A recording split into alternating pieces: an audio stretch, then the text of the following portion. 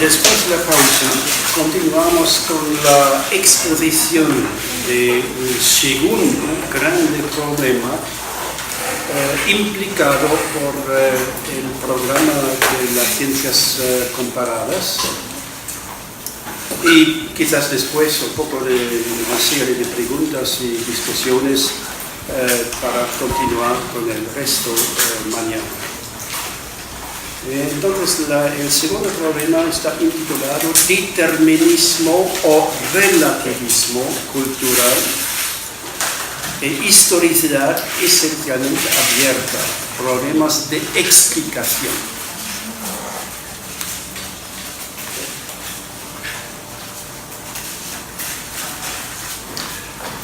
Al formular la comparación como un pensamiento relacional y sus correspondientes operaciones conceptuales como un establecimiento de relaciones entre las relaciones, se formó una visión específica de los problemas. Esta visión implicaba la tematización de los respectivos objetos de interés de la realidad social o educativa, no como entidades aisladas, eso sí, sin relaciones de conexión, sino siempre en relación que sea con su génesis histórica o su dependencia en condiciones socioculturales más amplias, o sus efectos económico, político, educativos. Una visión que pretendía interpretar y explicar a través de la contextualización y de la puesta en perspectiva. No fue una casualidad que esta perspectiva comparativa justamente fuera formulada por primera vez en la gran obra de Montesquieu, ya mencionado, El espíritu de las leyes, Esprit des lois, de 1749. Ya que las investigaciones comparativas de este libro no tienen nada que ver con el espíritu abstracto y espiritual, es básicamente un libro de sociología del derecho. Y estas consideraciones, estas investigaciones y exploraciones, es más bien la expresión que corresponde a la obra de Montesquieu, las exploraciones tenían como tema justamente las relaciones sociales entre los diversos órdenes político-legales y condiciones determinantes como el clima, el tamaño, las características de los diversos territorios, las economías, las costumbres, religiones y mentalidades de los pueblos en cuestión, como las relaciones entre diferentes regímenes políticos y sus principios educativos correspondientes. Y solamente el conjunto de relaciones, les rapports, en término francés, Montesquieu lo había llamado este conjunto de relaciones l'esprit, lo que es un poco irritante en la lengua contemporánea.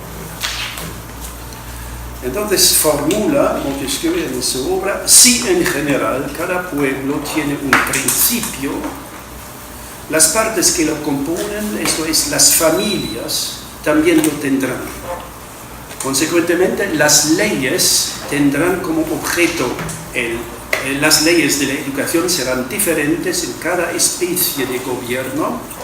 En las monarquías tendrán como objeto el honor, en las repúblicas la virtud y en el despotismo el temor. Es un poco esquemático esta clasificación y recoge todavía los frutos de amplias lecturas más bien que investigaciones de campo, ¿no? Sobre diferentes países.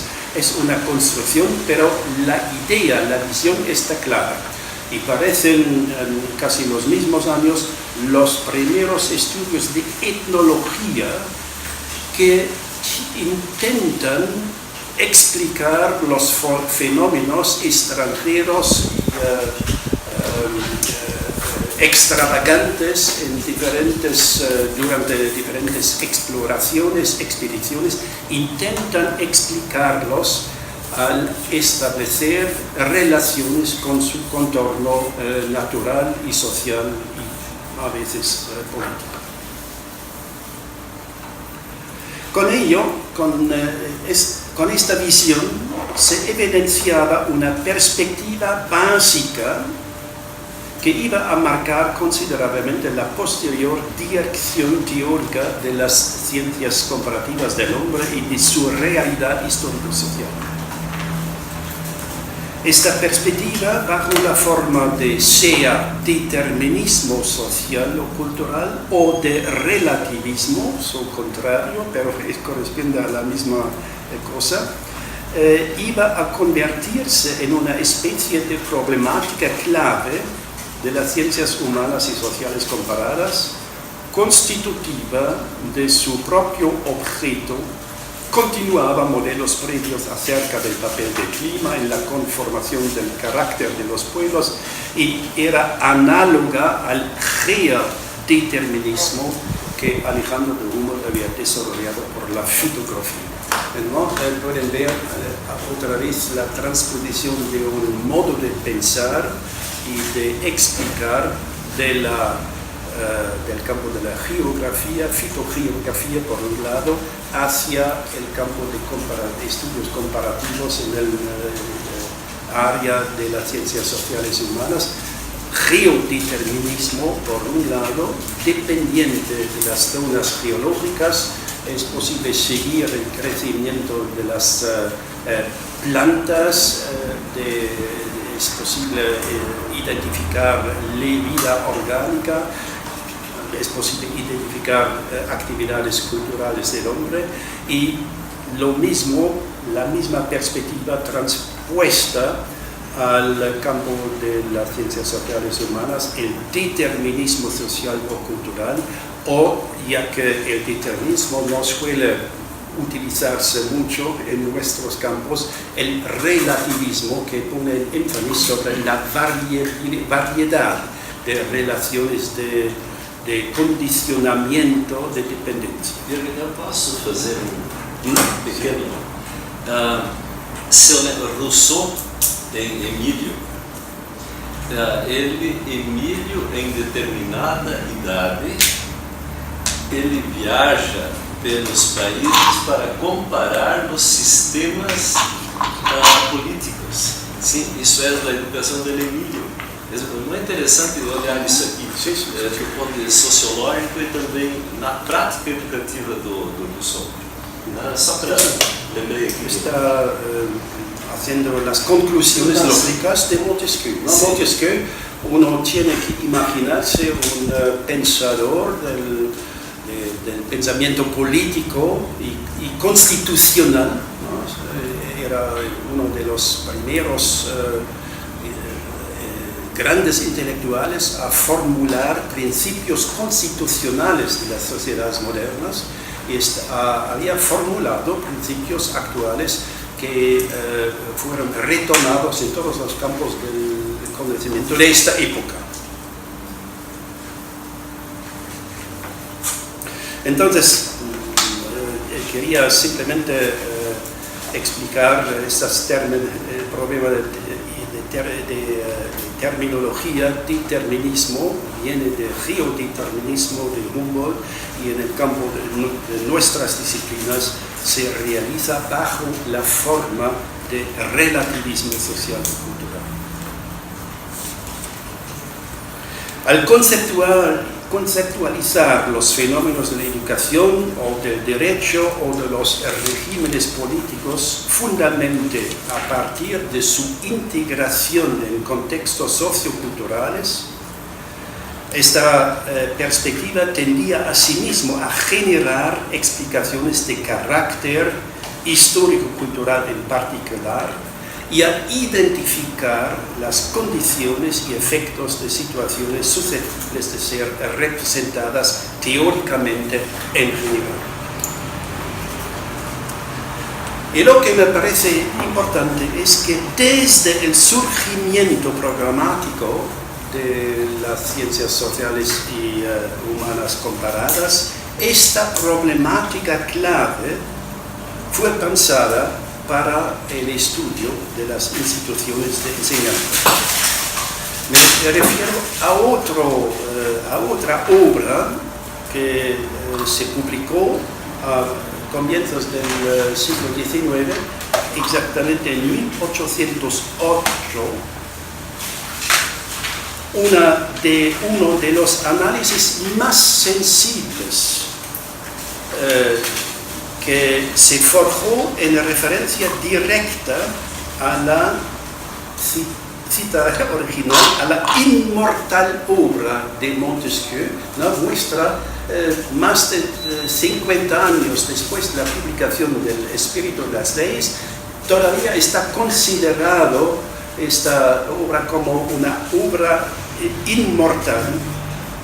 Entonces se forjó en referencia directa a la inmortal obra de Montesquieu y casi una década antes del programa abstracto de Julien de Paris, un ensayo intitulado en francés Coup d'œil sur les universités et le mode d'instruction publique de l'Allemagne protestante. Entonces, una breve mirada sobre las universidades y el modo de enseñanza pública en la Alemania protestante, en 1808. Su autor se llamaba Charles de Villers, completamente olvidado en la actualidad de la educación comparada, a pesar de que es un libro muy productivo.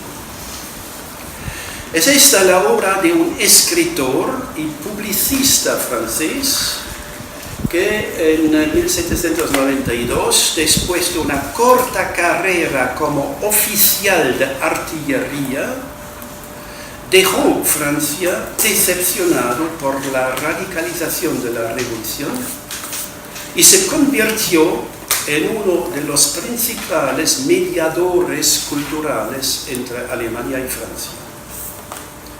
Charles de Villers desarrolló el modelo del carácter total de una nación, continuando las consideraciones de Montesquieu.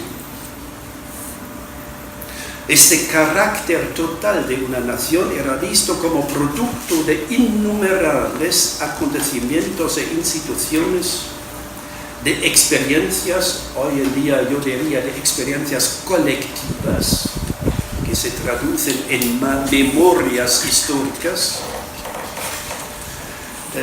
de tradiciones y de pensamiento y visiones del mundo sedimentadas a lo largo de los siglos, del comercio y la industria, el clima, las características del suelo, de la religión y de las instituciones nacionales de enseñanza.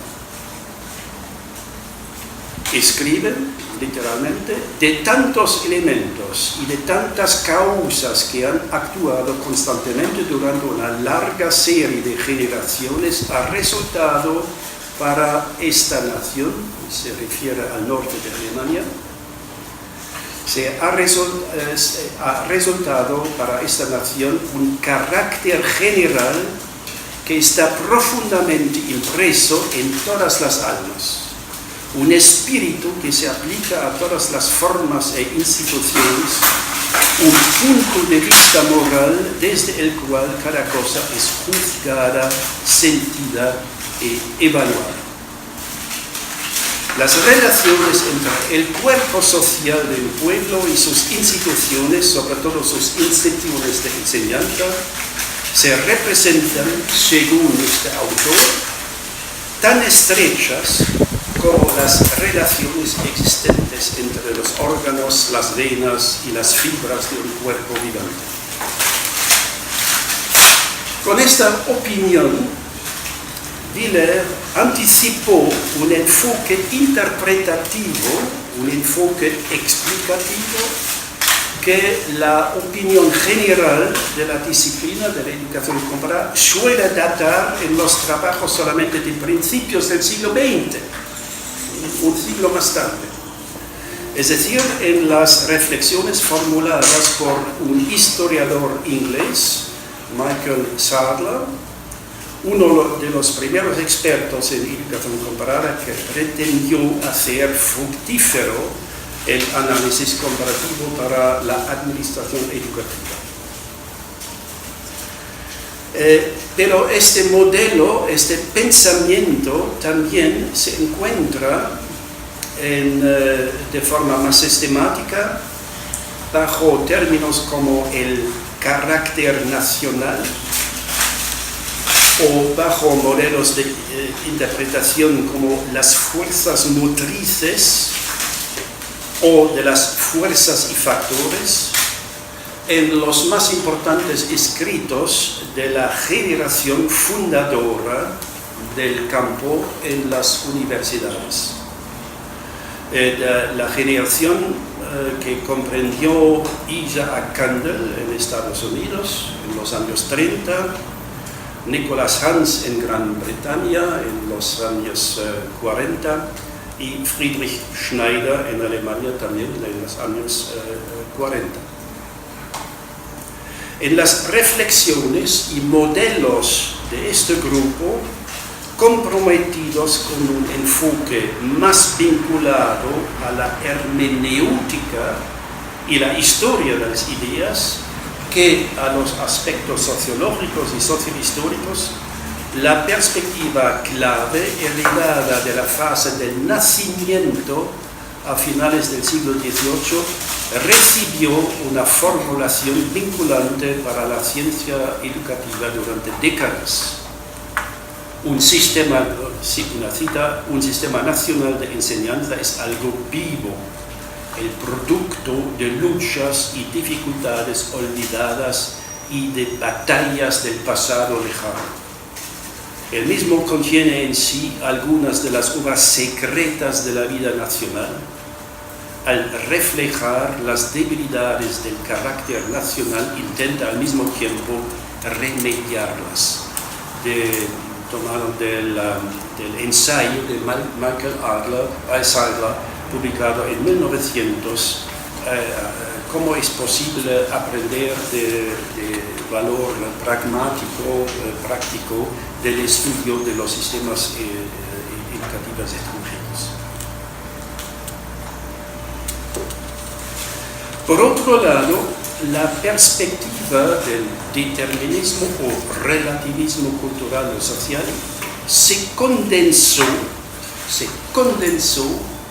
en una problemática clave que aún hoy sigue caracterizando a las diversas disciplinas sociales y humanas y a sus líneas temáticas y de trabajo. Esta problemática fue introducida como tal en las metodologías de la comparación más sofisticadas y en este marco siguió siendo formalizada con miras a los fines explicativos que se perseguían. Los presupuestos básicos de toda investigación comparada subyacentes a esta problemática afirman, y es un pensamiento básico en casi todos los tratados actuales de metodología comparada. Primero, que los contextos sociales o nacionales ejercen una influencia decisiva sobre fenómenos internos a estas sociedades o naciones, como los procesos de educación y las instituciones correspondientes, y sobre sus efectos sociales y problemas resultantes. Segundo, afirman que tales contextos sociales o nacionales que se presuponen eficaces pueden ser descompuestos analíticamente en variables contextuales particulares, variables entonces consideradas como explicativas, según los intereses teóricos predominantes, según la teoría que está dirigiendo, informando la investigación. Y finalmente son presupuestos que afirman, en tercer lugar, que la ampliación de la base experiencial intersocietal, internacional, a través de la comparación, despliega un campo de observación no artificial, como en el experimento clásico, sino desarrollado histórica y socialmente, que contiene en sí mismo estas variables condicionantes con diversos grados de intensidad.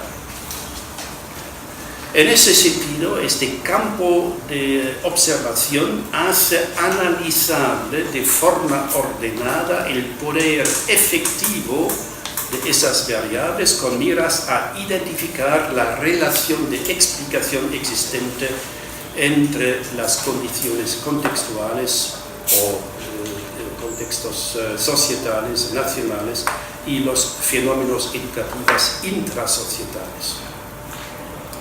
Eso se puede formular de manera muy técnica en uno de los tratados actuales de Przewalski-Chilton de 1960, las relaciones entre system level variables y las within system variables. Entonces uno puede seguir como una visión que aparece a finales del siglo XVIII, que está ya formulada de manera muy destacada a comienzos del siglo XIX, retomada hacia 1900, traducida en metodologías sofisticadas de la segunda mitad del siglo XX. La problemática clave así formalizada se concreta no solo en la forma de las cross-sectional designs, como se llama en los tratados de lengua inglesa, es decir, entre los enfoques de investigación interdisciplinares, ¿no? Basta con recordar títulos de investigación como Educación y Sociedad, ¿no? Education and Society in Modern Europe. Siempre son investigaciones que cubran diferentes ámbitos para identificar relaciones explicativas. Hay otra consideración que destaca aún más la importancia atribuida a esta problemática clave de las ciencias sociales comparadas. En las versiones más ambiciosas de la metodología comparativa científico-social, el criterio definitorio de la investigación comparada no se agota en el método comparativo mismo, como podría esperarse, sino en la utilización específicamente analítica de los contextos sociales o nacionales o estatales, etc. Entonces se encuentra en la gran obra de Przewalski-Chilton de 1970 este párrafo central. Los estudios comparativos fueron definidos como aquellos en los cuales la influencia de los contextos societales sobre las características de los fenómenos ubicados al interior de los mismos, como la educación, es examinada en cierta fase del análisis. Consecuentemente, los estudios comparativos implican por lo menos dos niveles de análisis diferentes. En ese sentido, no todos los estudios que se ocupan de diferentes sistemas o naciones son comparativos, sino que todos los estudios verdaderamente comparativos analizan diversos sectores de un sistema o una nación. Si los sistemas sociales, políticos o económicos de un trabajo comparativo de diferentes naciones constituyen uno de los niveles de análisis, se trata auténticamente de un trabajo comparativo internacional. Sin embargo, si el análisis se realiza exclusivamente a nivel de la nación, entonces, de acuerdo a esta definición, no es comparativo. Esta es una distinción muy característica, muy importante, que se establece en la tradición del surgimiento de un gran programa y al mismo tiempo permite eludir del campo de la educación comparada trabajos que se centran únicamente a un nivel de estudio. Y como miembro de un comité editorial de una de las dos revistas más importantes de lengua inglesa, siempre tenemos problemas en ¿es comparativo o no es comparativo? Y esos son criterios muy importantes. El objetivo de un enfoque explicativo de este tipo es entonces, el objetivo es un esfuerzo tendiendo hacia la nomologización de los conocimientos en las ciencias sociales. A más tardar con estos programas metodológicos comprometidos con la lógica general de la ciencia, se plantea la cuestión de la índole de los enunciados teóricos que se aspiran a lograr como resultado de los análisis comparados o sobre cuya base sea posible una explicación comparativa. La índole de los enunciados teóricos. ¿Qué tipo de enunciados teóricos aspiramos a lograr con el análisis comparativo?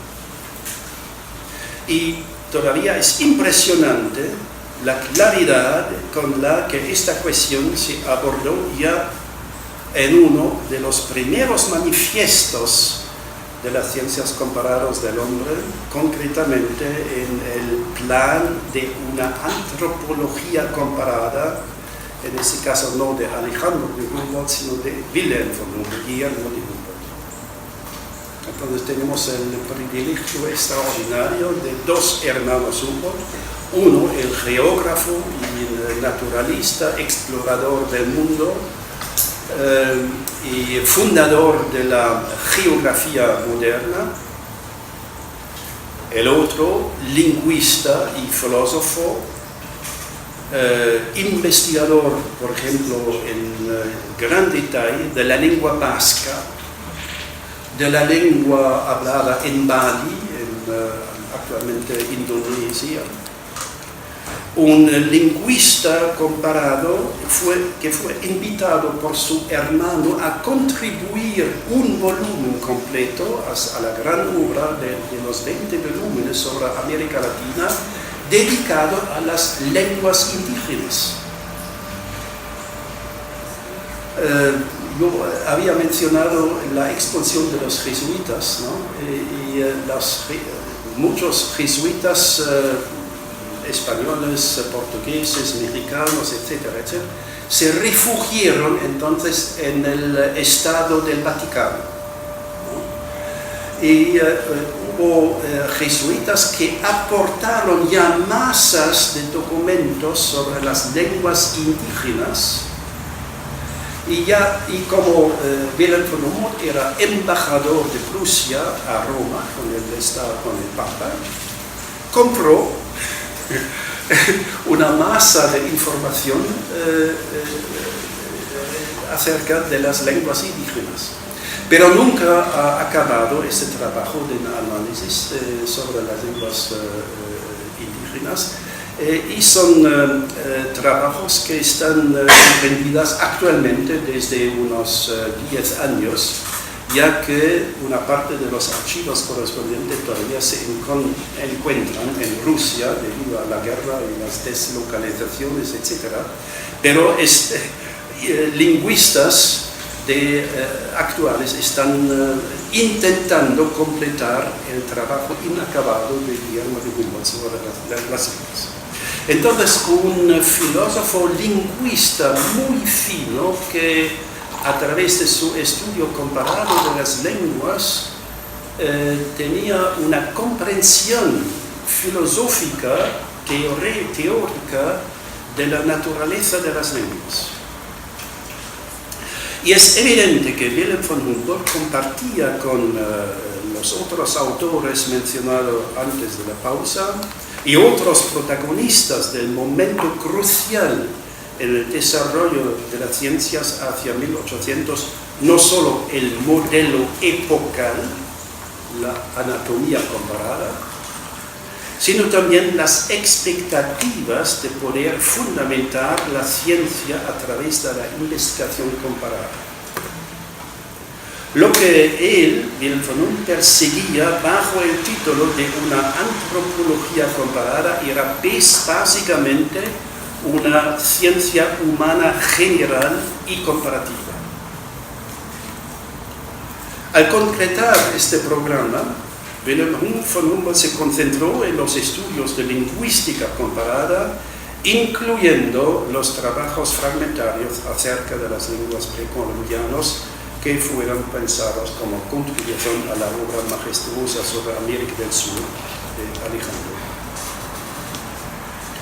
Pero, a diferencia de Feuerbach, Bob, Julien, etc., Wilhelm von Humboldt era mucho más consciente de los problemas epistemológicos y metodológicos de base que se planteaban a las nuevas ciencias humanas y comparadas, ya que él no partía de las experiencias de las ciencias naturales, sino de un pensamiento y de premisas filosófico-históricas. Por lo tanto, sus reflexiones no se referían solamente al problema de la vinculación metódica entre los datos empíricos y la construcción de explicaciones basadas en teorías y en causas.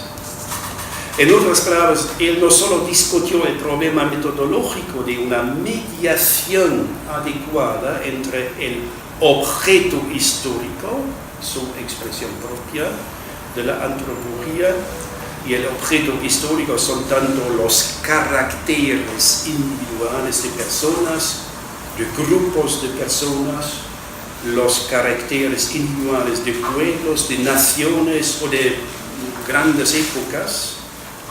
Entonces, la mediación adecuada entre los objetos históricos y una elaboración teórica orientada a la formulación de saberes de tipo relacional o causal. Wilhelm von Humboldt también discutió en el mismo concepto de lo teórico, en su visión, el mismo concepto de lo teórico que se planteaba al hacerlo. Es decir, el problema del tipo de teorías a construir a base de comparaciones era uno de esos grandes problemas. Pues Humboldt, basándose en la distinción kantiana entre el conocimiento fisiológico del hombre y su conocimiento pragmático, lo que somos a base de la naturaleza física y de grupos étnicos por un lado, y lo que nosotros podemos ser y volvernos en tanto que individuos dotados de inteligencia, claridad y distinciones. Basándose en esta distinción, conocimiento fisiológico y pragmático del hombre, amplió la antropología, una mera ciencia social general, en dirección a una filosofía de la... Aquí es imprescindible utilizar el término de Bildung, el término muy característico de la tradición del pensamiento alemana, es decir, la formación intelectual o cultural del otro. Por consiguiente, en la medida en que trascendió el estudio de los caracteres empíricos para indagar sus potencialidades de desarrollo o de idealización, se vio remitido a la singularidad de las ciencias humanas comparadas, su propia expresión, su singularidad, su peculiaridad, que iban más allá del objeto de la anatomía. Entonces, la distinción esencial entre los objetos de estudio. Y esta singularidad o peculiaridad significaba que las ciencias humanas comparadas tenían que superar una diferencia que estaba enraizada en su propio objeto. Se trataba de la diferencia entre enunciados conformes a las leyes naturales y a la necesaria libertad del hombre, entre las regularidades propias del género humano o de las habitudes sociales, para retomar el término francés, y lo que Hugo llamaba la energía autoactiva del hombre. Y al subrayar esta distinción, Hugo anticipaba, a mi juicio, en cierto sentido, el conflicto básico de las ciencias sociales entre la identificación de relaciones generales de causa-efecto y la insistencia en una historicidad esencialmente abierta, o en formulaciones incluso más modernas, entre causalidad y autorreferencia, para utilizar un término que es central en la obra de un sociólogo como Luhmann con su teoría de los sistemas sociales autorreferenciales. ¿No? Entonces, no pudo ofrecer soluciones, pero ha clarificado un problema básico de este campo de estudios ya a finales del siglo XVIII, en escritos desconocidos a largo tiempo, pero con una claridad muy destacada. Entonces, eso es la segunda serie de problemas del índole de lo teórico, problemas de explicación. Me quedan entonces el tercer problema, aprender del otro y reformar la educación, problemas de relevancia social, para llegar después a un breve recorrido de las grandes corrientes contrapuestas en la actualidad.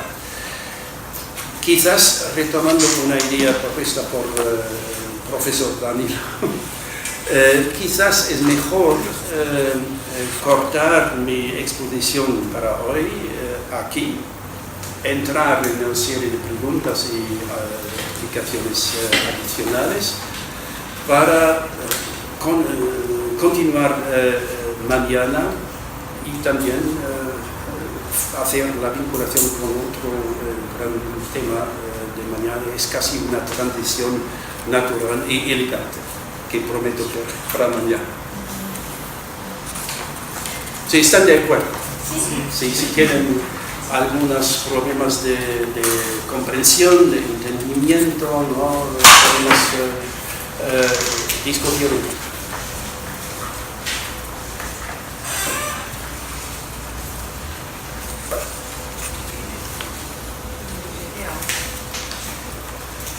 Me gustaría una pregunta. Yo Yo no comprendí muy bien cómo se juzga ser una comparación o no ser una comparación. Ese criterio, ¿no? Eso, sí. si pudiera retomar. Bien entendido. Está clara esa distinción. No, para mí ainda no. Bueno, la idea es que estudios, y hay tantos estudios meramente descriptivos que describen solamente un nivel de la realidad social. Por ejemplo, hay estudios por organizaciones internacionales, la articulación del tiempo escolar en todos los países miembros de la Unión Europea. Se publican a Bruselas, distribuyen a gran escala, aparecen de naturaleza comparada, pero se sitúan a un nivel de estudio, de descripción único, no tienen a ningún esfuerzo de explicación, no establecen ninguna relación entre el clima en España y en Finlandia para explicar diferentes empleos del tiempo, ¿no? Y en ese sentido no son comparativos, ¿no? Eso es la idea. Son comparativos solamente estudios y análisis que retoman la perspectiva como se ha desarrollado desde finales del siglo XVIII a través de diferentes formulaciones, a veces con claridad destacada ya y reformulada casi en los mismos términos 100 años después. Sí. Muchas gracias.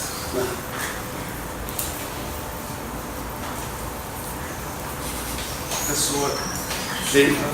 Casi al mismo tiempo. Al mismo tiempo. Por favor. Quiero hacer una consulta y también retomando un poco así que algunas diferenciaciones como mencionaba Levi. Julien de Paris habla de pedagogía también y he estado leyendo algunos escritos que hablan sobre pedagogía comparada y me surgió así una duda sobre cuál sería así una diferenciación o cómo esa pedagogía comparada, cómo se puede enmarcar dentro de la educación comparada. Si existen así diferencias, ¿cómo se ve dentro de la educación comparada? No, estos títulos están utilizados de manera más o menos indiferenciada, ¿no? Depende de los contextos académicos. Si la ciencia de la educación simplemente se llama educación o se llama pedagogía o ¿no? es más o menos arbitraria, ¿no? Por ejemplo, pueden seguir, en el caso de España, tradicionalmente en las universidades españolas había la pedagogía. Después del cambio radical hacia la democracia, ¿no? Todo el mundo se quiso hacer más moderno y la misma disciplina se llamaba ciencia de la educación. Y 2 décadas después se llama facultad de educación, ¿no? Como la ciencia no fuera importante. En ese sentido no es significativo de contenidos diferentes, es un significado que está vinculado a la disciplina madre, para decirlo, a la disciplina madre y influida por las discusiones a veces filosóficas, a veces ideológicas, sobre la naturaleza de la pedagogía como tal. Pero en lo referente a la subdisciplina comparada no tiene significado. Sí. Profesor, me gustaría retomar la cuestión del determinismo. Sí. Usted ha descrito un cuadro fascinante de la manera como, por intermedio del comparativismo, las ciencias humanas se han volvido autónomas. Pero los determinismos renacen. Hay ciencias imperialistas, como la psicología cognitiva, que intentan superar el conocimiento que es propio de la educación, hasta el punto que el concepto mismo de educación se apaga en fase de otros conceptos, como por ejemplo el aprendizaje, learning. Me gustaría preguntarle cómo se sitúa el campo, las reflexiones en el campo de la educación comparada face a estas tentativas imperialistas de anexar el dominio de la educación. Bueno, es la lucha de las facultades, diría Kant, ¿no? La lucha de poder, de influencia entre disciplinas académicas.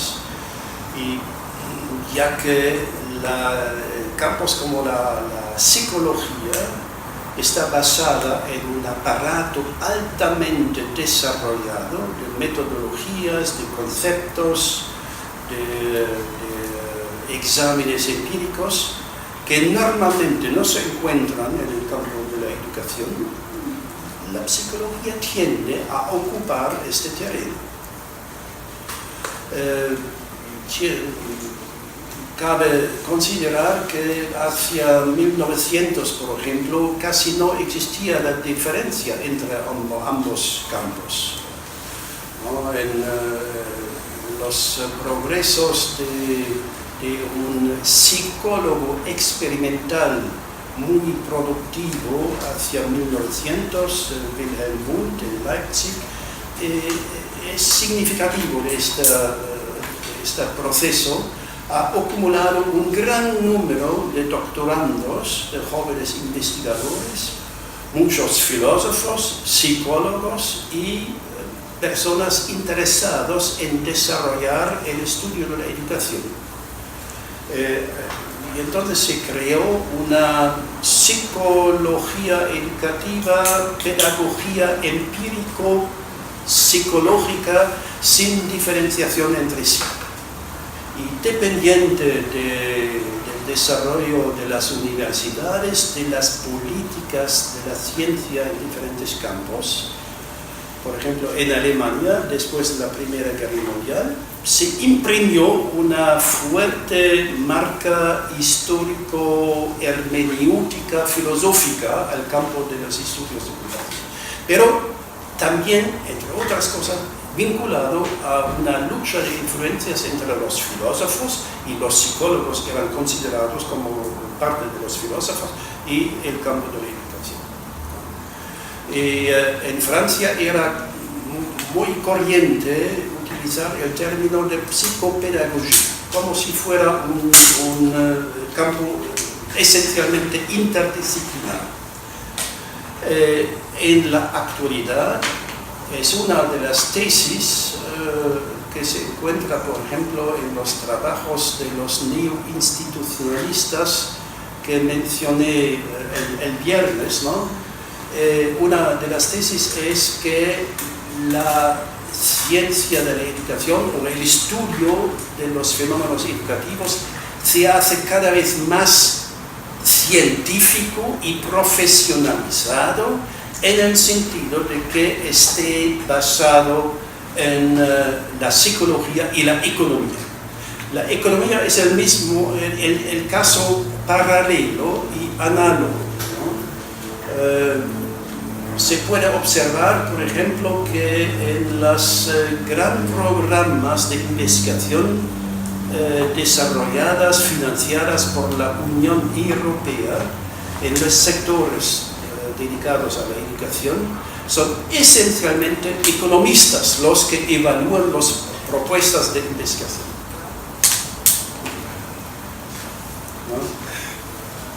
Pero ¿no cree usted que es una transposición mecánica, fisicalista, casi ingenua, Sí. muy similar a Sí, Julián de Paris? Sí, puede ser, ¿no? Ya que la psicología se convierte cada vez más en una fisiología del cerebro, ¿no? Y bueno, no soy bastante experto para juzgar tales desarrollos, pero son procesos que ocurren y que vamos a ver lo que pasa. Si en 50 años todavía hay una ciencia de la educación, y todo está ocupado por las neurociencias, ¿no? Es decir, un nuevo campo interdisciplinar que recubre diferentes campos al mismo tiempo. Mencionamos el otro día el cambio sucesivo en el título y después en las actividades de un gran instituto de investigación originalmente educativa en Alemania, un instituto dirigido, financiado, parte de la Sociedad Max Planck, que es una red de grandes centros de investigación, esencialmente investigaciones en ciencias naturales, pero también en ciencias sociales, medicina, antropología y un instituto en educación. Y en alemán siempre se llamaba Instituto Max Planck para el estudio de la educación y del desarrollo humano. En la traducción inglesa del título con la prioridad inversa, ¿no? Primero de desarrollo humano y de educación. Después se perdió de educación, era simplemente Instituto de Desarrollo Humano y fueron los psicólogos que han tomado el poder. De manera que actualmente no hay una sola cátedra de ciencias de la educación, ¿no? Es construido con una cátedra de educación general, histórica y comparada, con una cátedra de sociología de la educación, de economía de la educación, del estudio de los currículos y quizás uno más, y de psicología, claro. Y finalmente no queda una sola cátedra de educación, solamente la economía fue cortado la primera, la sociología después y no queda más. Ahora, una cuestión de táctica militar. Han anexado nuestra tierra, nuestro campo. Sí. ¿Cómo lo reconquistar? Lo que es que nos hace falta en las ciencias de la educación. Bueno, eso es un problema mucho más general que toca a la naturaleza de la disciplina, de su entendimiento, de sus procedimientos, de su productividad científica. Un papel de gran importancia, por ejemplo, está desempeñado en Alemania por la Agencia de Apoyo de Financiación de la Investigación Científica, en todos los campos, en todas las disciplinas. Pero tradicionalmente el campo de la educación, de ciencias de educación, era la disciplina la menos productiva, la que menos había presentado proyectos de propuestas de investigación. ¿Sí? Solamente como consecuencia de las evaluaciones PISA, fue un fuerte impulso a fortalecer lo que se llama la investigación empírica sobre la educación. Y este sector más o menos especializado se ha cristalizado alrededor de una docena de personas muy productivas, con muchas posibilidades de investigación, con muchos colaboradores, fuertes proyectos de investigación, y ha se cristalizado casi en una disciplina independiente de la ciencia de la comunicación. Han creado su propio título, su propia asociación, sus propios congresos, sus propias revistas. Entonces es un fenómeno. Como he mencionado en alguna parte del texto, es el problema de una disciplina que durante muchos años, durante casi todo su desarrollo, fue más una disciplina dedicada a la reflexión, pero no a la investigación.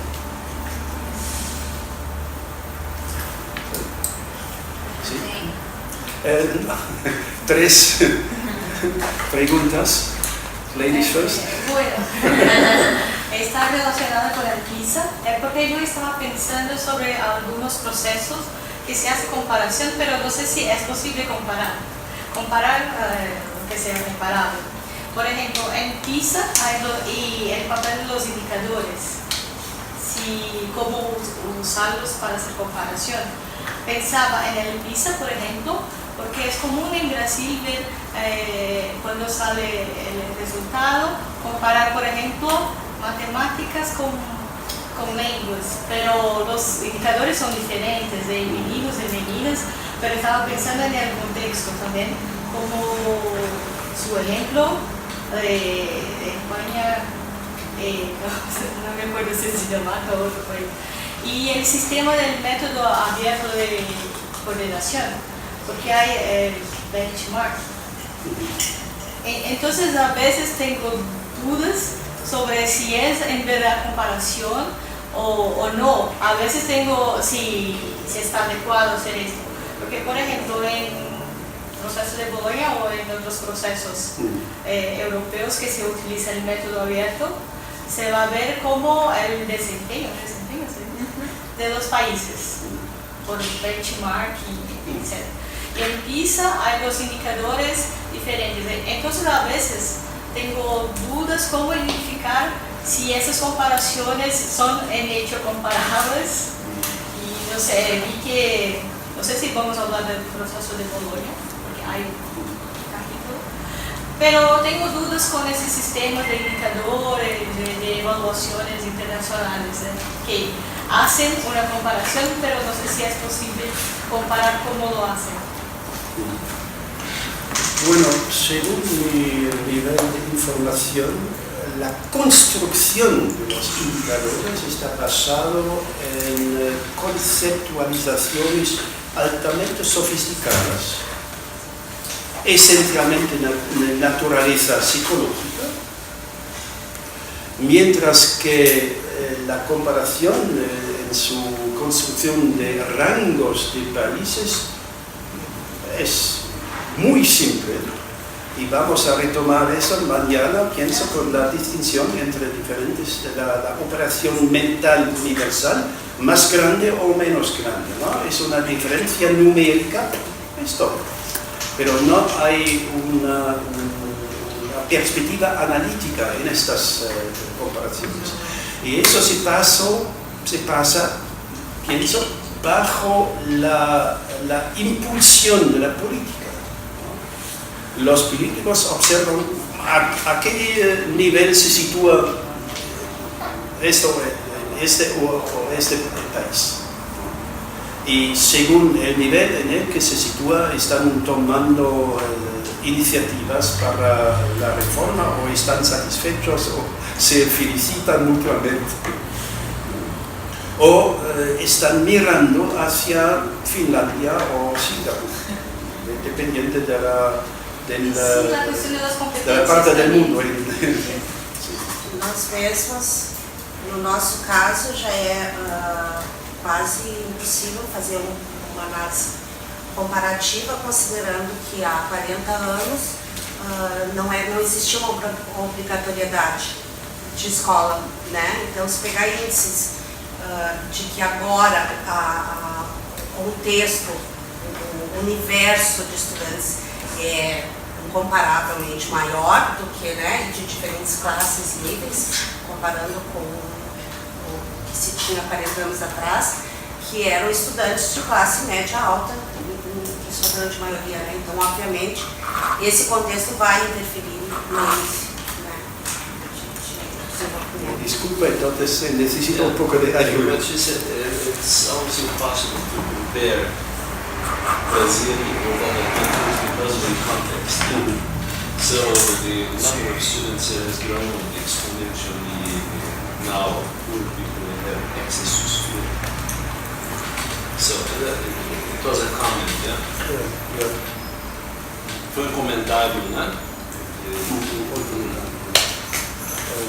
Então, quem sabe duas perguntas ainda rápidas aqui, porque amanhã nós vamos continuar, né? Nós temos tempo até sexta-feira.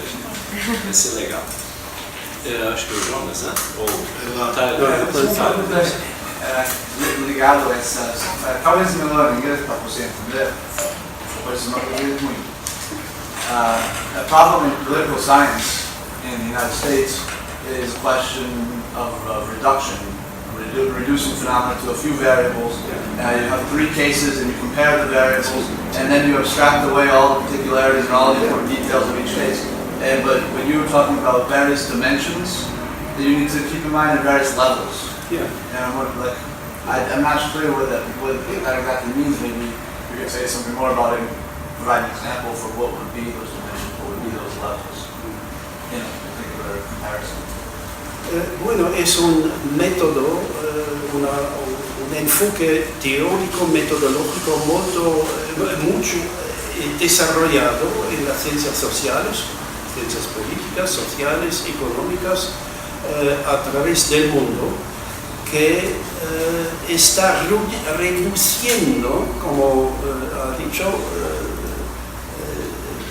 está reduciendo la historicidad del desarrollo humano, de las cosas humanas, la variedad enorme de las cosas humanas, como lo ha expresado un politólogo británico, la historicidad, la variedad y que es reduciendo también los avances más recientes de las ciencias sociales han llamado la causalidad compleja, está reduciendo según modelos puramente cientistas.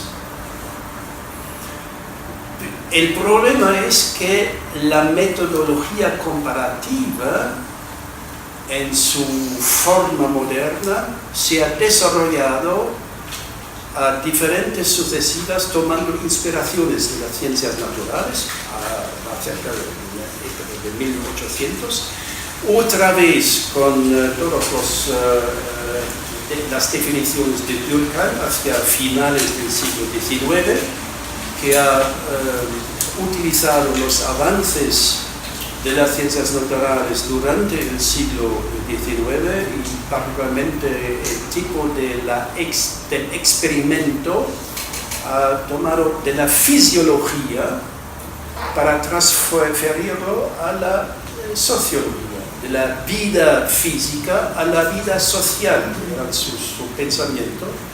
Y después toda la epistemología neopositivista se ha desarrollado refinando esos enfoques cada vez más, de manera cada vez más destacada, y reduce a quiere llegar a una nomologización del saber sobre la educación y las sociedades, los sistemas políticos, y es exactamente el problema que está discutiendo Humboldt antes ya de 1800, que es el tipo de teoría que queremos que queremos llegar, el tipo de teoría que pueda tomar en cuenta tanto comprensiones de la causalidad de lo social y humano y lo que había llamado la autoenergía del hombre, ¿no? Y lo que explica su historicidad y en términos modernos se puede expresar en términos de autorreferencia. Y para mí eso hace el gran interés de un cuerpo teórico bastante difícil como la teoría luhmanniana sobre los sistemas sociales autorreferenciales o los escritos de un filósofo sociólogo francés como Edgar Morin o de la grande obra de Margaret Archer, que también se está inspirando de teorías de autoorganización. Y todos estos enfoques teóricos reintroducen los fenómenos de historicidad y de no prognosticidad de los fenómenos sociales. Entonces es un giro hacia una ciencia social más histórica que nomológica. Y esos son paradigmas casi incompatibles. He intentado, quizás llegamos a este punto, no lo sé, durante estos 4 días, he intentado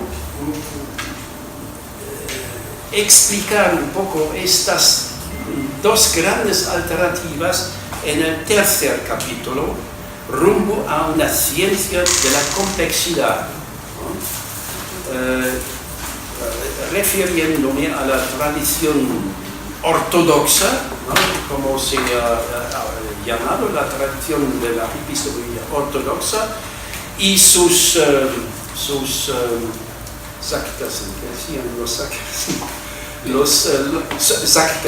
sus problemas de explicación, sus problemas de captar lo esencial de su objeto y lo que ofrecen las teorías de autoorganización, particularmente bajo la forma de diferencias de autorreferencia. Es exactamente este encuentro, este choque entre diferentes culturas de ciencias sociales, diferentes culturas de teorización, que es el punto de discusión de Wieland, lo que hace todo el interés, ¿no? Muchas preguntas, y ahí después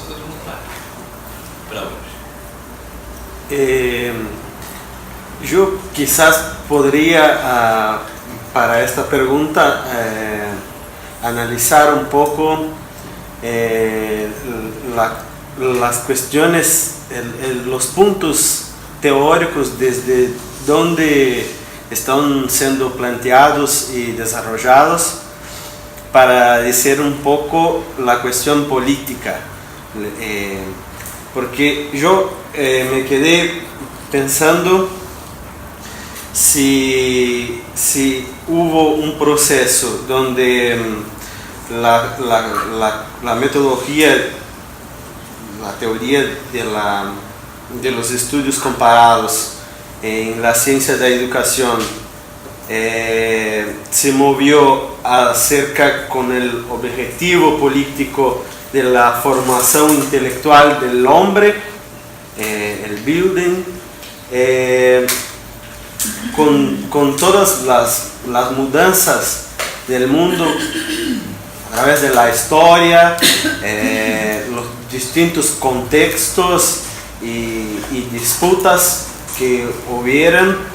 Sí, la ciencia avanzó, pero nosotros no podemos nos quedar como que si la ciencia no fuera política, y hoy muchos de los puntos de tensión están relacionados a eso, lo financiamiento, lo económico, para que se está desarrollando la investigación Y yo me quedé con la pregunta así, de que hoy, ¿qué intencionalidad se podría pensar para los estudios comparados en educación hoy? Si antes tendría esta perspectiva de la formación intelectual, usted que es editor, que está una persona está en contacto con este campo, ¿qué diría sobre eso? Bueno, primero con la breve mención de Bildung del hombre, no quise establecer una tesis clara, sino enunciar un problema. Son problemas abiertas a diferentes alternativas teóricas.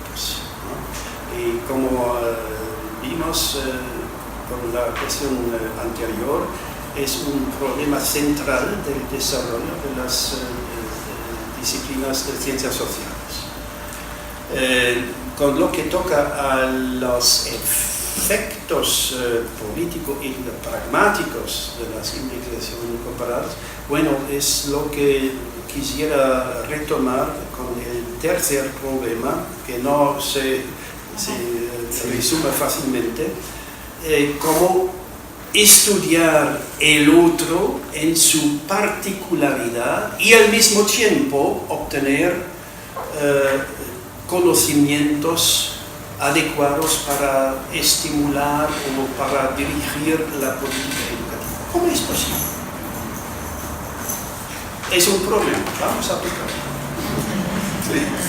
Muchas gracias. Podemos parar por hoje?